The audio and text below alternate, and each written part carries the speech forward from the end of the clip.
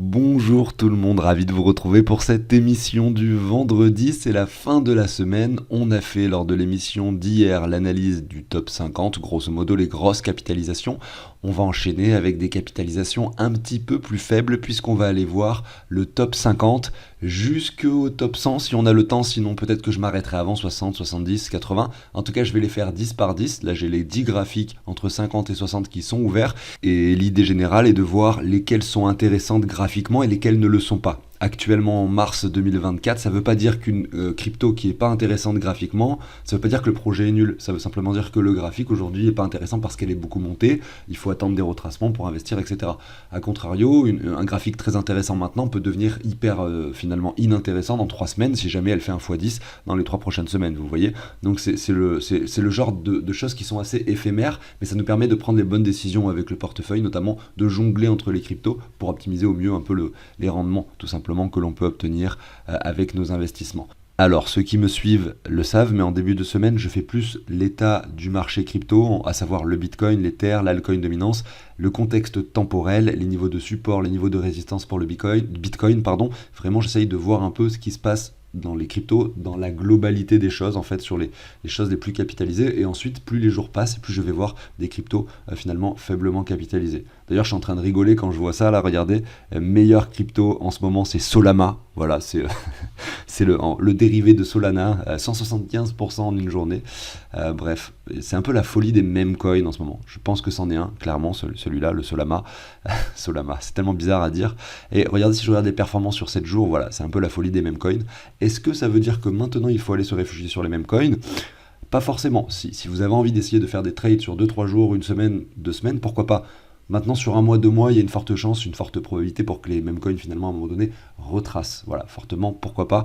On ne sait pas trop, en tout cas, c'est déjà en train de monter, c'est déjà monté, entre guillemets. Donc, c'est peut-être pas les opportunités à saisir, mais on va en parler justement sur les graphiques aujourd'hui. Donc, je vais vous passer la très courte introduction et on va commencer directement avec toutes ces analyses. N'oubliez pas de vous abonner, de liker si le contenu vous plaît. À tout de suite.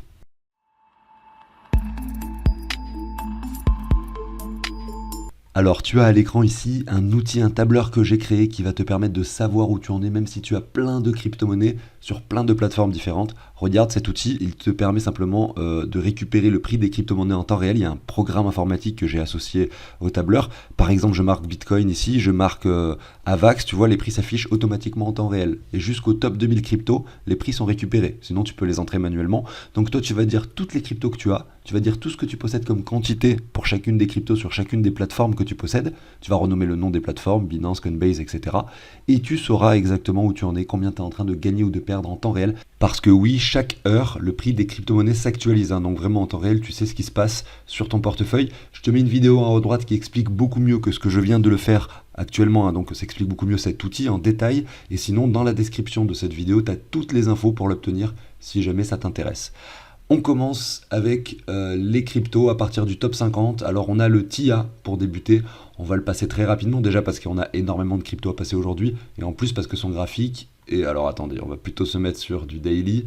Voilà, son graphique est, comment dire, est assez craignos. Voilà, je sais pas si c'est le bon terme. Pourquoi craignos ? Parce qu'on a une poussée assez forte qui se produit depuis des mois et des mois. Vous voyez, on peut même se mettre une sorte de diagonale comme ça. Elle a été cassée. On a un RSI en parallèle qui ne fait que de chuter depuis déjà très longtemps. Je dis pas qu'on peut pas faire de nouveaux sommets. Malgré tout, dès qu'on va revenir dans cette ZR, alors je vais vous montrer cette ZR justement par ici. On peut supposer que là c'est assez craignos dans cette zone de prix entre les 18 et les 20 parce qu'on peut derrière ensuite enchaîner avec la chute qui produirait pourquoi pas cette structure en M et derrière la suite on la connaît, c'est-à-dire la chute assez importante avec un retracement qui nous ramènerait vers les 9 aussi dollars. Si un jour on revient dans cette zone et que j'analyse le graphique à ce moment-là, je dirais que probablement c'est hyper intéressant pour investir effectivement TIA, qui est un projet très très novateur pour le coup. Donc je pense que ça peut valoir le coup de le garder finalement de côté pour investir dès que c'est nécessaire, dès qu'en tout cas le prix nous offre une opportunité. Ensuite, XMR Monero se retrouve sur les 141 $, stabilise avec un bottom. Alors est-ce que dans l'achat en mensuel, on va plutôt regarder ça en weekly ? Voilà, donc ce qui est intéressant avec Monero, c'est que vous voyez le bull run de 2017, le bull run de 2021, on a fait un double top assez précis. Derrière ça retrace et on ne retourne pas actuellement sur les mêmes niveaux que lors du bear market précédent. On est plus haut, ce qui veut dire qu'il y a quand même une prise de valeur qui s'est opérée sur le bull run, finalement sur le bull run précédent, en tout cas entre les deux bear markets, ce qui est assez rare en soi pour des si vieilles cryptos. Donc c'est vraiment très positif, je trouve. En plus, on a une latéralisation très jolie ici, qui est bien, on va dire horizontale, et on est toujours dans ce range. Donc Monero, oui, je valide, pourquoi pas pour imaginer un investissement, même si c'est une vieille crypto, même si peu de gens s'y intéressent, effectivement, en ce moment, et ça me paraît logique, hein, au fait de tous les nouveaux projets qui se lancent et toute l'euphorie qu'il peut y avoir derrière les mêmes coins en plus en ce moment. Pourquoi est-ce qu'on irait acheter un Monero qui fluctue à hauteur de 1% par jour, alors qu'on a des cryptos qui font 200% par jour en ce moment? Et voilà, moi je mise plus, je vous le dis, sur du long terme. J'essaye pas d'acheter une crypto pour la revendre le lendemain. Ça, quand vous achetez un meme coin, par exemple, je dis n'importe quoi, le Floki, en vous disant que peut-être demain il prendra encore 200%, et bien si vous avez raison, tant mieux, vous allez gagner de l'argent. Sinon, vous pouvez en perdre aussi. Vous pouvez diviser votre somme par 2 ou par 3 en une semaine si jamais vous avez un retracement. En tout cas, c'est beaucoup plus risqué. C'est un peu comme jouer au casino finalement. Il n'y a pas de réflexion derrière, mis à part le fait d'une spéculation, on va dire, un peu abusive sur ce genre de choses. Voilà. Donc je continue maintenant avec la troisième crypto. Il s'agit de Fetch.ai qui, regardé en mensuel, nous dessine un très joli W très long terme. Donc pour le coup, cette crypto est très haussière depuis un petit moment. Regardez ici, on était en novembre 2022, elle valait environ 5 centimes. Aujourd'hui, on est sur les 2,50 $. Je ne sais pas si vous vous rendez compte un petit peu de cette hausse que l'on a vécue, c'est exceptionnel. Par conséquent, c'est peut-être pas forcément le meilleur moment pour investir. Malgré tout, on vient clôturer au-dessus des niveaux précédents. Donc maintenant, la zone peut-être qu'on peut privilégier pour l'achat, ça pourrait être...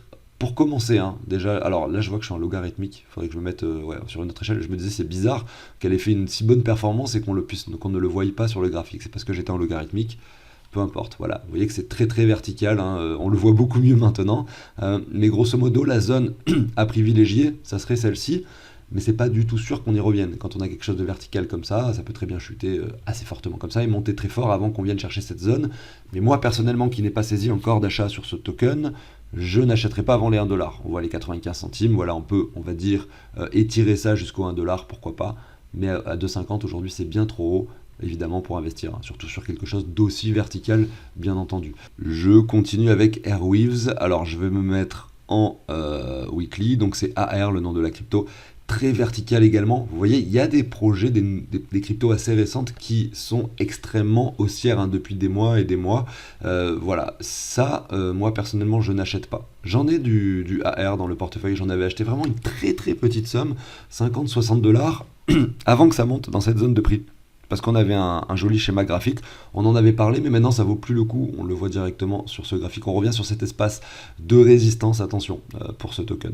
Je suis un petit peu malade, comme vous pouvez le constater, c'est pas simple pour moi, je vais pas forcément du coup faire les 50 cryptos, je vais essayer d'en faire le plus possible, mais voilà, je vous promets rien. Donc maintenant je regarde SEI, je vais aller assez vite pour les cryptos qui ont ce genre de graphique très haussier, parce qu'elles vont pas forcément nous intéresser, sauf si vous en avez effectivement, c'est des bons niveaux de revente, hein. Bon là on peut pas se mettre de palier de revente parce que le graphique est trop court, mais par exemple je vous montre Rune ici, qui est donc la crypto suivante, au niveau des zones très importantes, très intéressante de revente, vous avez ce Fibo là, et vous avez par exemple les 8,78$ si on y va prochainement, c'est des bonnes zones de revente. Après les 23,6 on les a déjà atteints, donc de cette façon vous pouvez essayer de jauger un peu les zones où voilà, hein, par exemple si vous avez acheté du Rune il y a quelques mois en octobre, vous avez déjà un 200-300% de performance, c'est très intéressant, on peut aller beaucoup plus haut évidemment, donc même si vous décidez par exemple de revendre par palier un peu cette crypto pour aller en acheter d'autres, ce qui n'est pas forcément indispensable, hein, vous pouvez très bien la conserver etc. sur du plus long terme, mais si jamais vous dénichez une crypto, vous dites ah celle-là elle est intéressante, je veux en obtenir, eh bien il faut essayer de savoir avec quoi vous allez en acheter, peut-être que justement vous pouvez vous séparer d'autres cryptos sur lesquelles vous avez fait de très belles performances pour aller acheter ces nouvelles. Après, petit aparté très rapide, très rapide, juste comme ça, hein. Le Bitcoin est sur les 68 000$. C'est aussi intéressant en ce moment pour les plus, on va dire, finalement ceux qui n'aiment pas trop prendre de risques, etc. C'est très intéressant d'aller revendre aussi des cryptos pour des dollars en ce moment, hein, que ce soit du Bitcoin ou autre chose, parce que les cryptos sont extrêmement haussiers. On est sur un point de résistance très fort actuellement au niveau du prix du Bitcoin. Si ça chute ici, toutes les altcoins vont chuter avec. Voilà, on le voit, hein, je ne sais pas si vous le voyez, mais quand le Bitcoin monte, tout monte, quand le Bitcoin chute, tout chute, hein, en général, c'est quand même très lié. Voilà. Je continue avec FTM, Phantom. Mais pour le contexte Bitcoin, Ether, etc., c'est les émissions du début de la semaine, hein, où je parle plus de tout ça. Donc je ne vais pas forcément le refaire aujourd'hui. Ici, Phantom. Enfin, Phantom est en train de casser un niveau. Phantom qui était en train de latéraliser depuis très longtemps. Regardez, double bottom ici. Très joli range. Range, ça veut dire quoi? Ça veut dire qu'on vient chercher le point bas, puis le point haut, puis le point bas, puis le point haut. Et qu'à chaque fois, on trouve un support, une résistance. Un support, une résistance. Et là, regardez, bim, on casse la résistance vers le haut avec une clôture, une première clôture, une continuation haussière. Et on a même eu sur le Phantom, du coup, le retest de la neckline. Alors, pour le voir, il faut aller zoomer sur le daily. Mais voilà, le retest a été effectué ici très rapidement. Et puis, bien sûr, on peut y retourner plus tard également sur cette neckline. Mais en tout cas, c'est intéressant de voir ça. Voilà, parce que j'en ai personnellement. Parce que c'est une crypto que peut-être beaucoup de monde a, effectivement, depuis longtemps sur le portefeuille, notamment ceux qui l'ont réussi finalement à la hold pendant toute cette phase baissière. Et voilà, peut-être que en fait, une nouvelle hausse peut se produire sur ce genre de token. Ensuite, on a le Bonk qui est un meme coin qui explose tous les niveaux. Je ne vais pas en parler spécialement. Donc là, vous voyez, je vous fais l'ordre des cryptos hein, du top 50 au top 100. Alors, on va probablement pas aller jusqu'au top 100 aujourd'hui. Ensuite, on a le WIF et le Algo, vous voyez. Donc toutes les cryptos d'avance, c'est celles que j'ai regardées, bien sûr. Alors, le WIF, c'est un meme coin également. Voilà, on est sur le 2,27$ alors qu'on était sur les 37 centimes il y a à peine 2 semaines. Je n'en parle pas plus que ça non plus. Voilà, acheter du WIF maintenant, c'est très risqué. Certes, on peut prendre à 100% finalement le lendemain et donc doubler sa mise, mais on peut également perdre 50% et donc perdre finalement la moitié de sa mise également en l'espace de quelques heures ou d'une journée ou deux. Donc très risqué. Ensuite, on a Algo. Algo, il a un graphique très intéressant, mais c'est vrai que je ne sais pas si vous vous rappelez du graphique de Monero. Moi, je compare un peu Algo avec Monero. Pourquoi? Parce que c'est des vieilles cryptos qui effectivement datent d'il y a quand même assez longtemps. Regardez, Algo, en l'occurrence, là, on était en 2019. Donc, c'est plus récent quand même que Monero. Malgré tout, c'est un peu le même genre de cas de figure dans le sens où elle a énormément performé, notamment en 2021, pour aller chercher les 2,98$ alors qu'on était sur les 15 centimes. Et le retracement, malheureusement pour cette dernière, a été très violent jusqu'au point à ce qu'on fasse finalement quasiment un point plus bas que finalement un all-time low. Hein. Et en fait, on se reprend légèrement en dessinant un petit W ici sur Algo. Donc c'est positif de voir ça, mais bien trop tôt, en tout cas, pour imaginer, selon moi, un investissement long terme. Pourquoi? Parce que là, on a encore un plus bas qui s'est effectué très récemment en septembre 2023, et que là, cette reprise, elle est que très récente. Elle suit simplement le mouvement crypto. Si on la regarde par rapport au Bitcoin, je suis sûr qu'elle est en chute libre, donc attention à ce genre de choses. Alors, sur les 10 graphiques suivants que je vais vous passer maintenant, il y a peut-être plus d'opportunités, moins de cryptos qui pump fort, etc. Alors, c'est pas trop le cas pour le BSV, qui est donc la première de ces 10 suivantes, qui est donc finalement un dérivé du Bitcoin, qui évidemment monte également, en même temps un peu que le Bitcoin, mais ça reste pour moi quelque chose d'assez mort. Si on fait BSV, BTC, qu'on regarde son graphique par rapport au Bitcoin, voilà, ça ressemble pas à grand chose, hein. C'est des plus bas sur des plus bas, une latéralisation en ce moment, donc pourquoi pas, assez intéressant, mais c'est pas le genre de choses sur lequel je privilégie un investissement. Mais c'est intéressant de noter qu'il est quand même dans le top 60 crypto actuellement, et même si on a eu l'habitude de le voir plutôt dans le top 20 il y a quelques années, il est toujours présent dans le top 100. Ensuite, il y a le BIM, qui est une crypto-monnaie assez récente, qui pump fort. Là, pour le coup, pas assez d'historique, pas assez de recul pour se dire quoi que ce soit sur ce genre de crypto. Moi, généralement, quand on a des nouveaux projets qui sortent, qui ont des prix assez récents, etc., des fois, je mets un petit billet. Que ce soit par exemple sur Starknet, STKR, pareil, j'ai mis un petit billet. Sur DIM, j'ai mis un petit billet. Simplement pour me dire que voilà, on ne sait pas du tout ce que ça va donner. C'est un projet qui intègre le top 100 directement, c'est des gros trucs. Et derrière, notamment des Layer 2, en tout cas, en l'occurrence pour le Starknet. Et derrière, le potentiel est peut-être intéressant à saisir, même si on n'a aucune lecture graphique à faire. Je continue avec AAVE. Voilà le premier graphique hyper intéressant selon moi. Pourquoi? Parce qu'on latéralise depuis longtemps. On commence à voir quelque chose qui grimpe par ici, vous voyez, avec, regardez, si on reprend le range qu'on aime bien voir, la cassure qui a eu lieu. Alors peut-être que vous pouvez saisir un achat sur retour de neckline vers les 100$, on est sur les 134 actuellement, mais ça reste tout à fait intéressant de voir qu'enfin on sort de ce canal. Hein. Et derrière, peut-être que la hausse peut enfin débuter pour ce genre de choses. Deuxième graphique hyper intéressant, le flow. On a ici un magnifique arrondi qui se dessine, vous le voyez, vous avez une crypto avec un récit qui explose les niveaux, un prix qui vient chercher les 1,31$ alors que le bottom est sur les 46 centimes, donc la hausse elle est présente par rapport finalement à la capitalisation de la crypto, elle n'est pas si importante que ça, je dis ça parce qu'en fait, finalement si vous vous mettez là, vous êtes au mois de septembre, octobre, vous avez ici le prix du flow, elle n'a pas plus performé que le Bitcoin, en réalité elle a fait un x3, Le Bitcoin, il a fait un x2 grosso modo pendant cette période. Donc bon, vous voyez que le potentiel est toujours présent. C'est normal de l'avoir monté par rapport au dollar.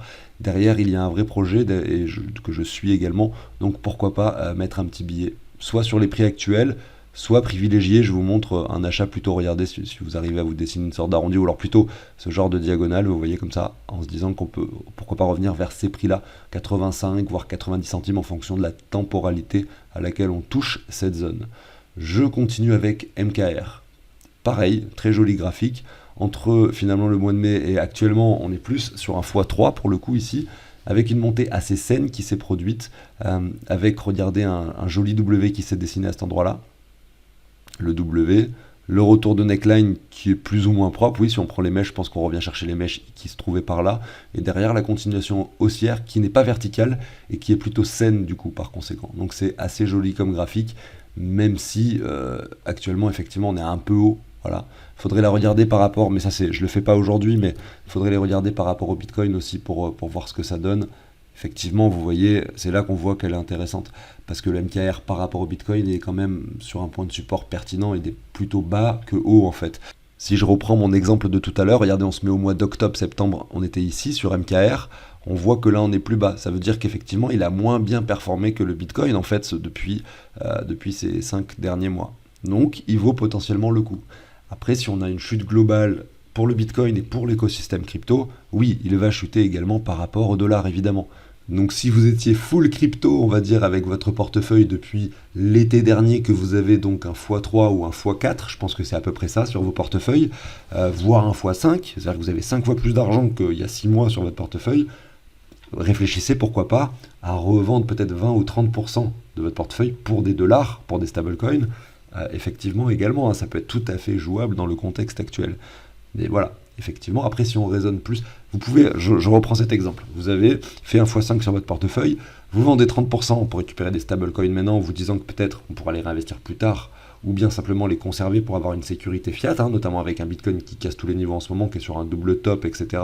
C'est pertinent de faire ce genre de choses, mais ça ne vous empêche pas en parallèle d'aller échanger des cryptos pour d'autres, etc., pour essayer de jongler avec celles qui ont performé, acheter d'autres qui ont moins performé, etc. Évidemment, si le Bitcoin chute et que l'écosystème crypto s'effondre un petit peu là pendant les mois qui viennent, avant le halving ou pendant le halving, vous allez probablement perdre effectivement en valeur, hein, le portefeuille perdra en valeur, mais vous allez limiter la casse si vous achetez des cryptos qui pendant la chute perdent 20%, alors que d'autres en perdraient, par exemple, 50%, vous voyez, c'est ça l'idée. Bref, je pense que vous avez compris, je continue avec, il en reste plus que 5, il est très élevé, ça donne pas forcément envie, on était à 37 centimes, on est à 1,54$, voilà, et pas beaucoup d'historique non plus, donc projet également très récent, très intéressant, ça vaut le coup pourquoi pas d'imaginer un petit billet. Je le favoriserai probablement dans les zones un peu plus basses, c'est-à-dire que là, moi j'essaierai d'attendre plutôt une ZR. Pour mettre un billet, en tout cas, je vous parle de moi, de mon cas personnel. Je ne l'achète pas maintenant sur les prix actuels, plutôt entre les 99 et les 72 centimes. Ensuite, je vous dis que j'en ai pas, en fait j'en avais pris une très petite somme, mais bon c'est tellement minime que je considère que j'en ai pas. Ensuite vous avez le QNT. QNT, lui, très joli graphique, je l'avais beaucoup analysé les années précédentes. Et regardez ici, on a une ligne de tendance qui se dessine maintenant, on a fait un plus bas en juin 2022, on est par rapport au dollar ici, hein. On dirait un graphique par rapport au Bitcoin ça en fait, hein, tellement que c'est joli. Et vous voyez qu'en fait, regardez, on est revenu chercher cette ligne une deuxième fois, une troisième fois ici sur les 99$, on est sur les 125, et en fait là, si on vient casser cet espace de prix, c'est-à-dire à savoir cet ancien sommet-ci, qui était aux alentours des 195$, à ce moment-là, on aura un réel W confirmé magnifique sur QNT. Voilà. Je le rappelle, c'est un gros projet, ça aussi, très intéressant de diversifier, je pense, avec ce genre de token, tout simplement. DYDX, le graphique est hyper joli, pareil, on en a parlé à de nombreuses reprises. Là, c'est latéral avec une légère hausse. C'est encore mieux, je trouve, que des choses qui sont juste latérales. C'est encore mieux d'avoir quelque chose qui fait ça, vous voyez, qui monte légèrement, parce que derrière, après, ça peut... Enfin, souvent, on voit des choses comme ça assez verticales. Évidemment, j'ai exagéré mon mouvement, mais vous comprenez l'idée. Alors que les choses qui sont plus latérales, finalement, derrière, ont plus de mal à monter. Et les choses qui sont, finalement, latérales, mais en légère pente, peinent encore plus à monter, vous voyez. Donc là, le graphique est magnifique, tout simplement parce qu'on a une jolie courbe qui se dessine. On vient casser ce sommet ici des 3,45$. On atteint les 4,25$. Voilà, quel niveau privilégié. Si c'est avec des dollars qu'on l'achète, peut-être celui-ci aux alentours des 3,50$. Maintenant, si vous achetez du DYDX avec des bitcoins, vous allez voir que les niveaux actuels sont très intéressants, tout simplement. Puisqu'on est très bas, on n'est pas plus bas non plus que ce niveau de juin 2022, donc voilà. IGLD se reprend depuis finalement assez peu de temps. Vous voyez, je vous parlais tout à l'heure, enfin il y a 20 secondes de ça, des différentes latéralisations qui peuvent être à la fois des fois très horizontales, des fois un petit peu haussières ou alors un petit peu baissières.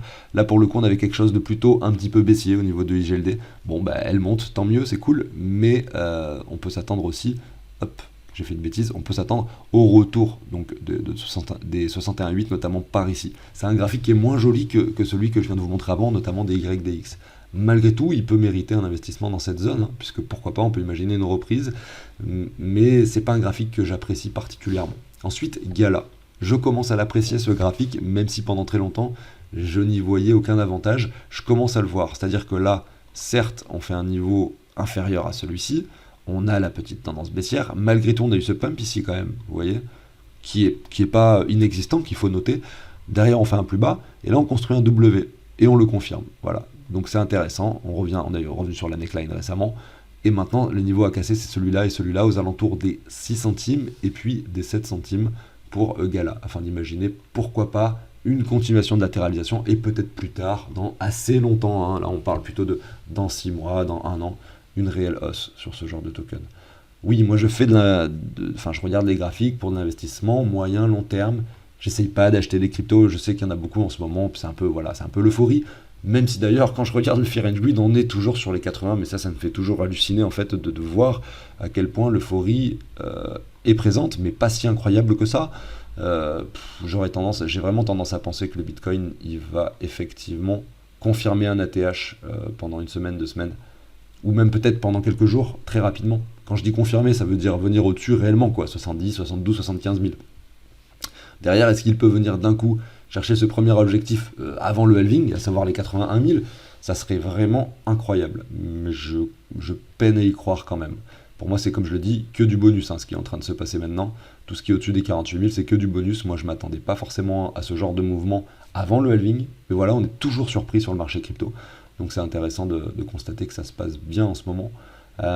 C'est un moment où il faut se méfier. Quand ça se passe bien, quand tout va bien, quand vous gagnez de l'argent chaque jour, que votre portefeuille augmente en valeur chaque jour, il faut se poser des questions. Ça ne va pas durer tout le temps, et généralement, quand ça s'arrête, vous n'êtes pas forcément prêt. Vous n'êtes pas forcément prêt à voir les performances baissières de votre portefeuille qui peuvent suivre par la suite. Vous prenez, par exemple, j'en sais rien, admettons vous avez 50 000 euros de crypto, vous prenez 5 000 euros par jour, ça peut arriver dans certaines périodes, mais il y a des périodes où vous pouvez prendre aussi 10 000 euros de pertes aussi par jour, pendant plusieurs jours d'affilée. Vous voyez, ça c'est pas évident non plus à vivre. Donc il faut en être conscient. Donc c'est pour ça qu'il faut toujours réussir à sortir du marché quand on pense que c'est nécessaire, même si c'est 30, 40, 50, même si c'est que 10% du portefeuille, si ça nous rassure, vaut mieux le faire. Voilà. C'était le petit message de la fin. J'espère que cette émission vous a plu. Désolé pour ma voix qui est complètement enrouée. C'est la galère pour moi, c'est la galère. J'espère que vous avez quand même pu suivre et que j'ai pas trop bafouillé. N'hésitez pas à vous abonner, à liker comme d'habitude si ça vous a plu. Excellente soirée à tous. Ciao tout le monde.